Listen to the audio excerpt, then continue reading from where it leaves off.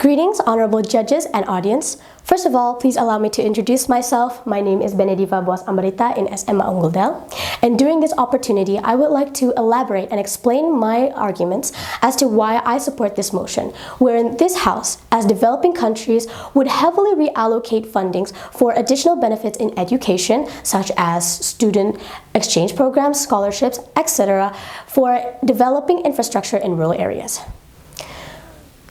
Before I touch on my arguments, however, I would like to acknowledge the public view on what student exchange programs and scholarships are today. In this modern day and age, people like to believe that these extra educational programs are these magical golden tickets that gives students with less stable financial backgrounds a chance to go abroad or to go to high-ranking schools. The list goes on. However, when you start looking at it at a different light, especially when you start to consider certain articles and websites such as goodwall.io, myscholarship.app.net, and many other websites, you start to notice the individualistic character that these programs possess. You start to realize that these programs have a certain tendency to support the individual rather than it supports the country itself. And this matters because we're talking about the context of a developing country. A developing country has the whole idea that it has limited funding to improve in certain aspects to improve the well-being or the living conditions of the people. We'll touch on that later. What about developing infrastructure? Well, based on many websites, including researchgate.net, many experts believe and support the idea that by developing infrastructure, or at least basic infrastructure, you're also improving the economic conditions of the country itself.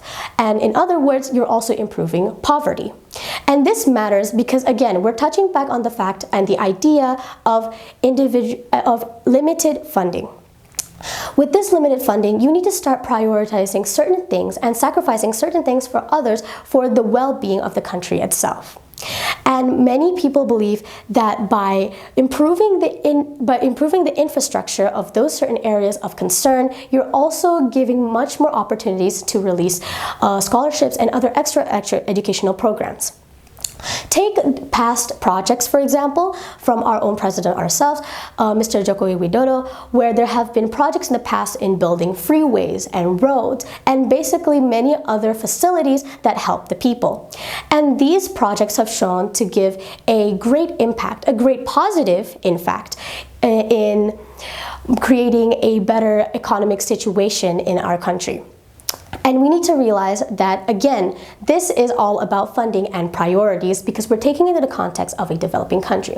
So let's go back to the point that I've touched on before. We're talking about the context of development and about improving certain aspects with an amount that might not be sufficient enough, and we need to start putting priorities and putting certain things in front of others. So we need to realize that if we're immediately putting out and basically investing in more of these extra emphasis on extra educational programs, we're essentially skipping a step instead of immediately solving the problem at its roots.